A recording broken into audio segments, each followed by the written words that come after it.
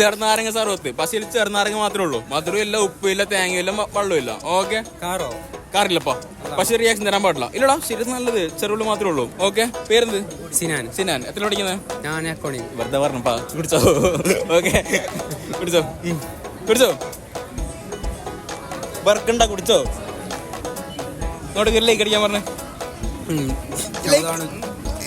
എന്ത് ലൈക്ക് അടിക്കാൻ പറഞ്ഞു?